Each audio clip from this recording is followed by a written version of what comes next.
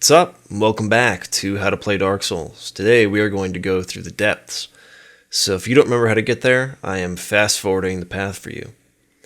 One thing you are probably going to want to do is as you come down this long stretch here, there is a merchant at the end.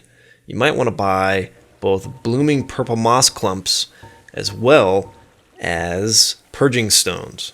You'll probably only need one purging stone, but if you really feel the need and have the souls, buy two of them, just in case you get cursed. The curse status, basically what it does is when you die and revive, you revive with half of your health. Kind of similar to Demon Souls when you would die and then go into soul form. So yeah, if you don't want to get cursed and have to play through this part with half of your health, until you can find a purging stone, make sure you bring one with you. Now, there are a couple of very important reasons why we're coming here. This is actually an optional area. You don't have to come here if you don't want, but I highly suggest it for a twofold reason, which I will show you here shortly. For now, let's not burn to death and take out all these hollows. Oh, one thing I forgot to mention about this, the weapon we got, the lightning spear. I guess it's just spears in general, actually. You can actually block and attack at the same time. It uses up stamina really fast when you're both blocking and attacking at once, so you have to really keep an eye on your stamina. But it is a nice thing to know when you're trying to choose, a weapon that you want to eventually upgrade and become the weapon you're going to use, late game. Spears can be really, really nice because, like I said, you can keep your guard up and attack at the same time. So experiment with that and see what you like. This guy here is really easy to get around for backstabs, so no problem there. Make sure you open this chest. This is one of the reasons that you need to come down here, to get the large ember. In order to upgrade some of the weapons that we're going to want to upgrade all the way to their full capacity, we need to take this large ember to Andre of Astora, the blacksmith. So make sure you come here and pick that up. There's one other NPC we need to come down here and free before we leave, who can upgrade our pyromancy flame, but we'll get to him in just a bit. I believe this item over here is a spider shield. And spider shields aren't really any good, so don't pick it up if you don't want it. But we can actually kill this rat here, this gigantic rat, by throwing great chaos fireballs down at him. 3 should do it. And this is just an easier way of taking care of him without having to actually fight him on the ground. But this is what we came down here for, was the sewer chamber key. And this will open up a door that leads to the bonfire of this area, so make sure you grab that. One thing you need to see, you see this trap hidden door there on the floor? There's a couple of those around, and if you fall down there, there are some enemies that will curse you. They kind of spit this, almost like this mist at you, and if you're caught in the mist, you very quickly become cursed. And the curse status is no fun, so just try to avoid falling down those pitfalls. There's a couple of them around, but if you follow the path I'm showing you, you shouldn't fall down. There's a few rats over here, so let's take care of these guys. By the way, rats are... watch out for this guy, too. He's shooting a soul arrow at us. We'll take care of him just a second. But rats, they drop humanity. So if you want to farm humanity, this is a good place to do that, because there are a lot of rats in this area. Hold on, if we position ourselves correctly, we can get all 3 of them in one hit. That is what I'm talking about. Anyways, yeah, so drop rates increase for enemies the more soft humanity you have. Now remember the difference between solid and soft humanity. Solid humanity is the item in your inventory that you use. When you use it... Oh, we got humanity. Nice. So, I just picked up a solid humanity, the item. When you use the item and it goes into your counter up in the top left, it then becomes soft humanity. And the more soft humanity you have, basically the more likely it is for rare drops from different enemies. So anyway, let's head up this way towards the bonfire. And there's going to be a rat pop out of here, so just watch out for that. Okay, over here to the left, there's like 5 or 6 rats. If they all attack you at once, you'll probably die, so just make sure you don't let that happen. Just kill them one at a time.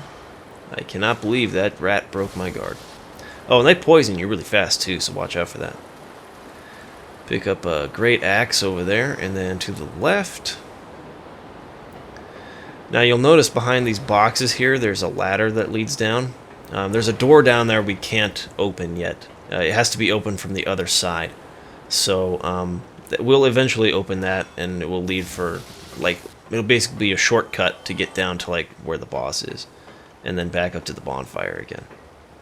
So that chamber key we picked up from the room the big rat was in lets us come in here and use the bonfire. So do that as necessary.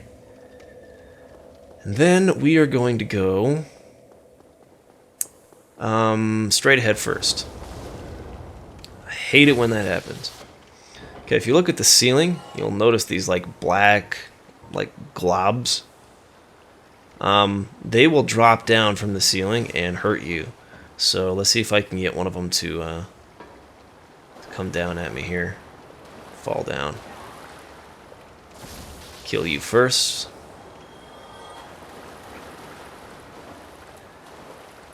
Why won't he drop down? I really want him to drop down so I can show you guys what happens. He does not seem to want to drop. Whoa, that was crazy. Okay, I guess I'll run through here. And look back, and yeah, they all fell to the ground now. They're pretty slow, but if they fall on top of you, they can do a lot of damage. So just be careful of that. They're kind of all over the place. There's one in this room too, but I won't bother with him right now. Well, actually, yes, I will. I'll show you what happens. Since there's only one in this room, it's safe for me to do this. So you walk over here, you get this item, and then it drops on your head. Sucks some life from you. They're kind of hard to hit. They are weak to fire, but I'm not going to waste great chaos fireballs on these guys. You can hit them eventually with your spear if you get in exactly the right place. There we go. I have a feeling that attacking the water like this with an electrified spear would also harm me, but hey, no reason to make the game any harder than it already is. Alright, let's head up the stairs here. And we want to be careful because there's another one of those like meat cleaver enemies. Yeah, the guys with the sacks on their head. This is kind of a smaller hallway. It might be hard to get around the back of him, so I'll just keep my distance and use my strong attack against him like that. One more hit should do it. Okay. Now this was the second reason you want to come down to the depths. There's an NPC in this room who is trapped in a barrel over there. Don't attack the barrels, roll through them. You must help me. Because that way you won't end up attacking him and aggroing him. Thank you. I would have been a supper without you. Being in the line, I shouldn't think. Thank you. This guy will now head back to Firelink Shrine, and we can meet him there to upgrade our pyromancy. So make sure you come in and free this guy. But after you're done with this, head back to the bonfire. And now we'll go ahead and head down to fight the boss. But yeah, you definitely want to come get that guy if you want to increase your pyromancy flame in the near future. Which I would recommend. Pyromancy is awesome in this game. It's very, very useful. More so in my estimation, than magic is. Of course, I've never really like gone through the game as like a magic build. But from my experience, pyromancy is just, it's easier to access right off the bat, and it's really effective as a long-range alternative to either magic or like a bow or anything like that. I've never really needed to use long-range attacks in this game because pyromancy, like I said, is so easily accessible early on.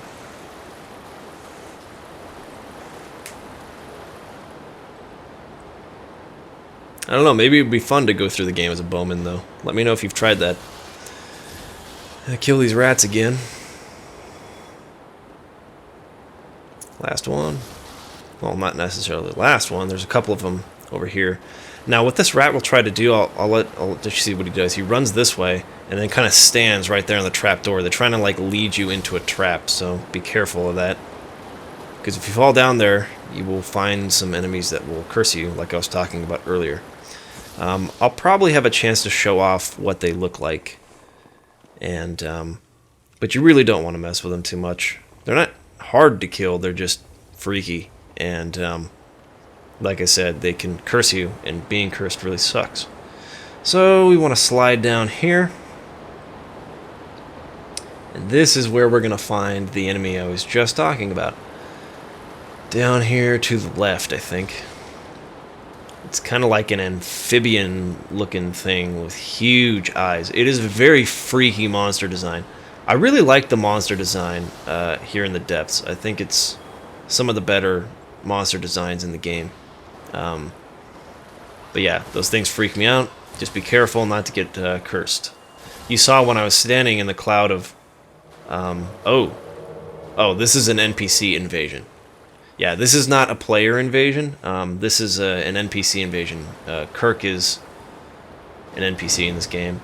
So he should allow us to just throw great Chaos Fireballs right into his face, and he won't even try to roll out of the way. And I think with one more, we should be able to get him. Anyways, what was I talking about before that? Oh, when you're being cursed, there's kind of like a meter that'll come up in the center of the screen, similar to when you're getting poisoned, and like a purple meter will start to fill up. When you're inside of that like mist cloud that they spit at you, that meter fills up really, really quick. So you just need to be careful of that. There's a couple of other items I could get, but none of them are really worth getting. So let's just make our way back up this way. And see this up here, if you look, that's where we kind of slid down a second ago. That's where the big rat was.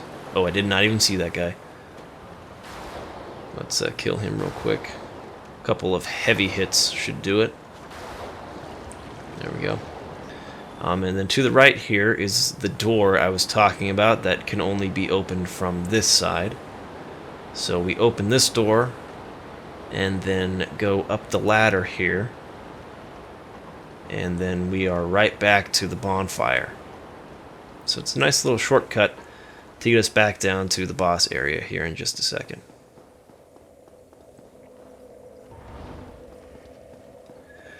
Alright, so let's do this. Let's go fight the boss now.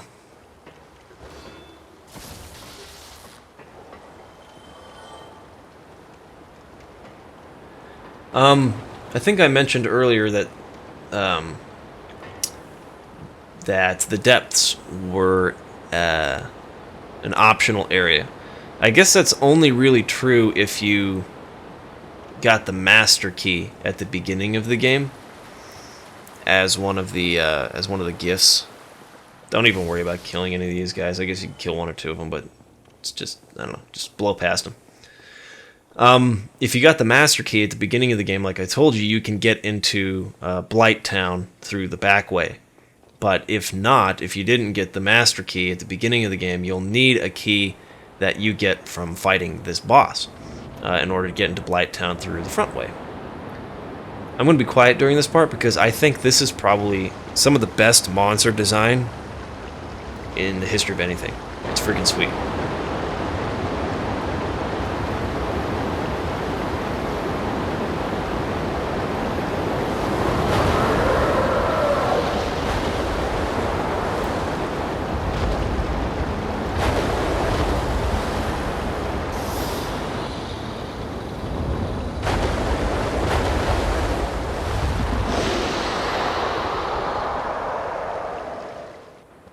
Yeah, that is some freaking sweet monster design. Anyway, unfortunately, or I guess it's fortunately, depending on who you are, come pick this up real quick. It's a, I don't know, some stupid armor set. But the boss is not very hard, and that may be fortunate for some of you, but for me it was, I don't know, he's just way too easy. It's like almost impossible to lose against this guy. What you do is you get him to fold up like that, and chase you a little bit, and then he'll kind of slam his body back down again. And wherever he slams his body down, he will just kind of automatically run straight in that direction. So see the way he's facing right now? He's not going to come after me. He will run straight in the direction he's facing until he tires himself out or runs into a wall, which gives you an opportunity after he pauses for a minute to kind of come get a couple hits on him and then run away. And you basically just repeat that process. It's really very easy. Now, when you get his health about halfway down, he'll start doing this. He'll pick himself up and like fly up in the air and flip around and land again. If you get caught up in that, you'll probably die in one hit, just as a fair warning to you. So make sure you give yourself plenty of time to get away from him when he jumps up in the air like that. Otherwise, you can die in basically one hit. Aside from that, I mean, it's really simple. Like, just get him to fold up, he'll jump, you know, get yourself time to run away.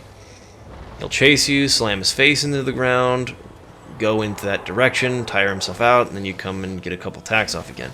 It's probably a good idea to two-hand your weapon and get 3, you know, heavy hits in on him. Does a good deal of damage. Then run away and rinse and repeat until he's dead. Really quite an easy boss. Probably, in my opinion, the easiest boss in the whole game. Actually, that's not true. There's one boss that's easier a little later on. But you get the Blighttown key for killing him, which if you didn't have the Master Key from earlier, this would give you the opportunity to go to Blighttown and ring the second Bell of Awakening. But we already did that, so I'm going to use Homeward Bone to go back to the bonfire. Thanks for watching, guys, and I'll see you next time. Peace!